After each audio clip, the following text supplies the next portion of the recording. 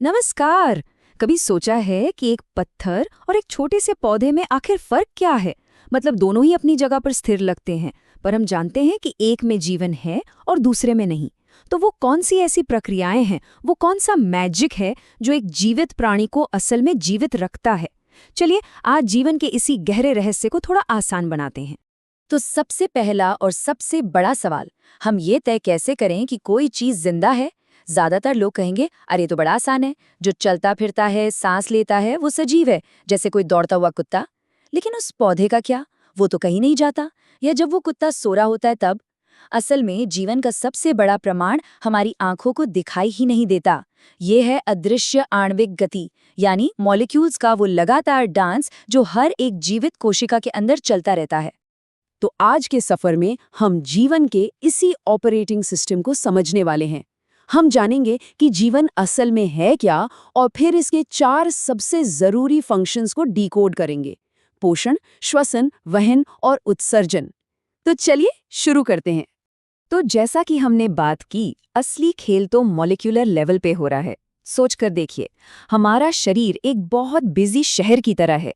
बाहर का पर्यावरण जैसे मौसम और प्रदूषण इस शहर की इमारतों को लगातार नुकसान पहुंचाता रहता है। अब अगर लगातार मरम्मत ना हो तो क्या होगा?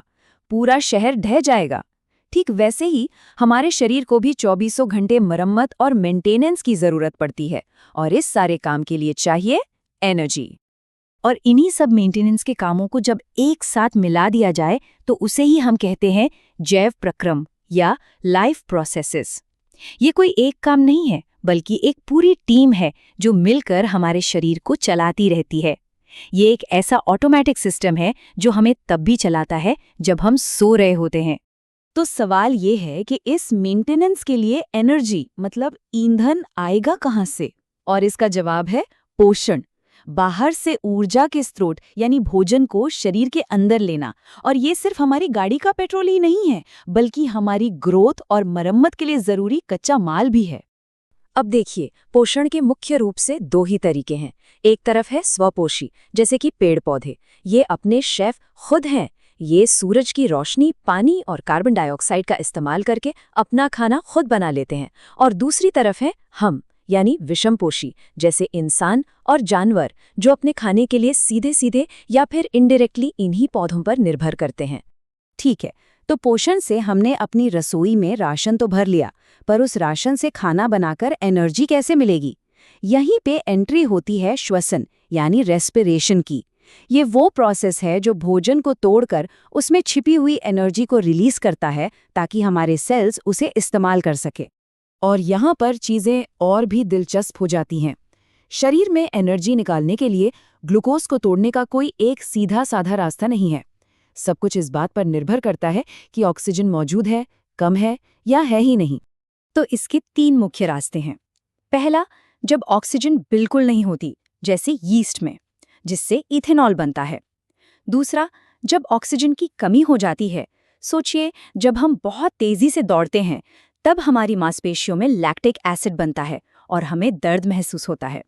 और तीसरा, जो सबसे बढ़िया रास्ता है, जब ऑक्सीजन भरपूर मात्रा में हो, तब हमारी कोशिकाओं के पावर हाउस यानी माइटोकॉन्ड्रिया में ढेर सारी ऊर्जा बनती है।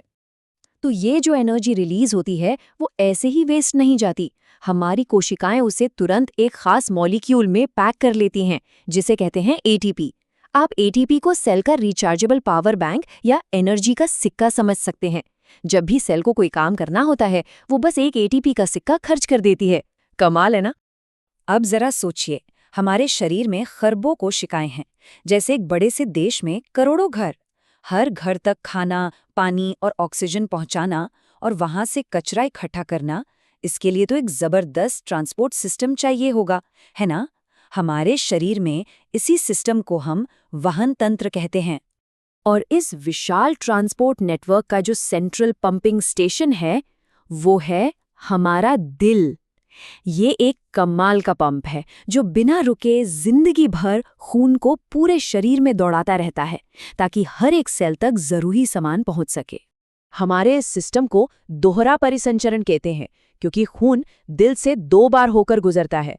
चलिए इसको आसान भाषा में समझते हैं। पहले फेफड़ों से ऑक्सीजन वाला साफ खून दिल में आता है। फिर दिल उसे जोर से पंप करके पूरे शरीर में भेजता है।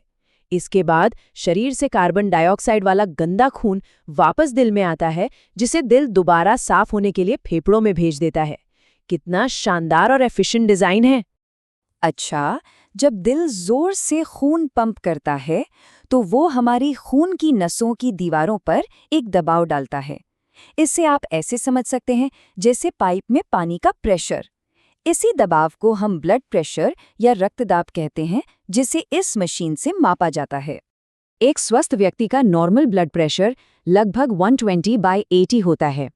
इसमें ऊपर वाला नंबर 120 वो प्रेशर है जब दिल जोर से सिकुड़कर खून फेंकता है, और नीचे वाला नंबर 80 वो प्रेशर है जब दिल आराम करता है और खून से भरता है। और हाँ, ये ट्रांसपोर्ट सिस्टम सिर्फ हम में ही नहीं, पौधों में भी होता है। उनके पास 2 तरह के स्पेशल पाइप होते हैं। एक है जाइलम, जो जड़ों से पानी और मिनरल्स को ऊपर पत्तियों तक खींचता है, बिल्कुल एक स्ट्रॉ की तरह। और दूसरा है फ्लोएम, जो पत्तियों में बने खाने को पौधे के हर हिस्से तक पहुंचाता है, एक फूड डिलीवरी सर्विस की तरह। अब देखिए, जब शरीर में इतनी सारी फैक्ट्रियां चल रही हैं तो जाहिर है कि कचरा भी बनेगा। ये मेटाबॉलिक वेस्ट अगर शरीर में जमा हो जाए तो ये जहर की तरह काम कर सकता है। इसलिए इस कचरे को टाइम टू टाइम बाहर निकालना बहुत ज्यादा जरूरी है। और इसी सफाई की प्रक्रिया को हम उत्सर्जन कहते हैं।